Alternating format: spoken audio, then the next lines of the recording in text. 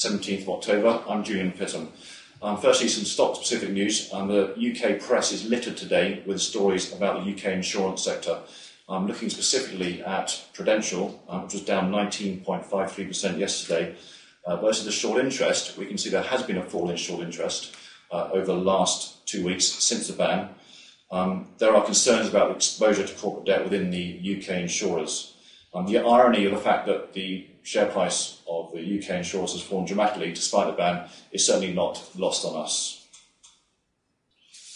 Secondly, biggest fall yesterday in the FTSE was Travis Perkins, which was down 31.6% yesterday.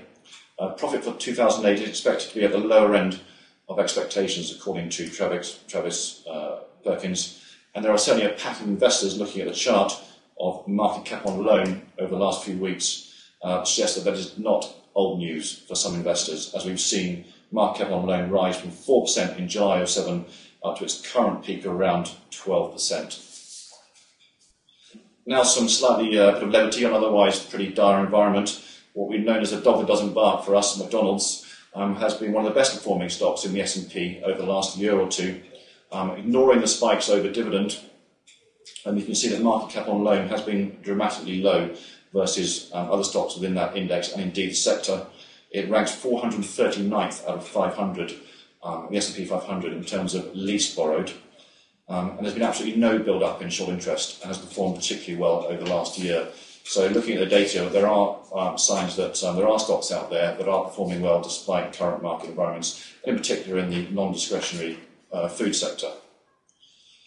Turning to Desley now, looking at the graph here, the red line indicates the rise in short interest in the US software sector since the 1st of September. Starting at 100, it's down, although the short interest has risen to 153, so up nearly more than 50% over that period. Over that period, the actual price falls in those stocks has fallen 21%, with most of those falls experienced in the last 21 days. Analyst views on this sector range from the marginally positive to the decidedly negative, with budgets expected to be down in 2009 in terms of software spend. Compare that to the UK at 128, broadly flat in Asia, and down slightly in Europe. So US bearing the brunt of that negative sentiment in the US software sector. Turning to the European real estate sector, which has been one of the biggest risers in the index, up to 61%, starting at 100 back on the 1st of September. The European Real Estate Sector Index, the ETF, has fallen 33% this year, and since 1st September, this particular sector has fallen 30.91%, reflecting again that there are a group of investors who called the fall in the European real estate sector absolutely correctly and remain very short compared to other sectors.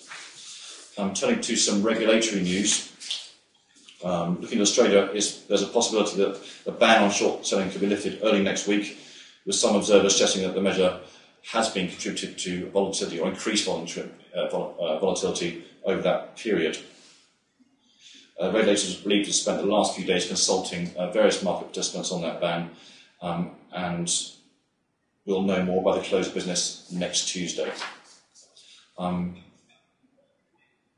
Slight opposite to the rhetoric we've been hearing on short selling and its the effect it has on markets.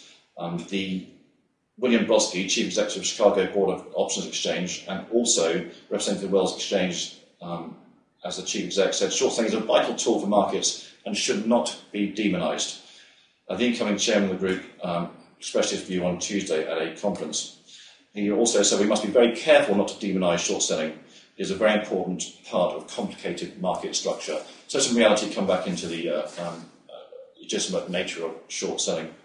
Also in Washington on Wednesday night, the US SEC extended its short sale disclosure order up until the 1st of August 2009. They'll be consulting market participants as to whether they make that data public at some stage. So more news to follow on that one. And finally, news out yesterday that in India, the SEBI wants foreign institutional investors to reveal the lending that they're operating in the overseas market, or effectively the offshore market. SEBI will make those announcements available twice a week on a Tuesday and a Saturday. They were quoted as saying this in order to lend more transparency to the market, no pun intended. That's all from us today. Thanks very much.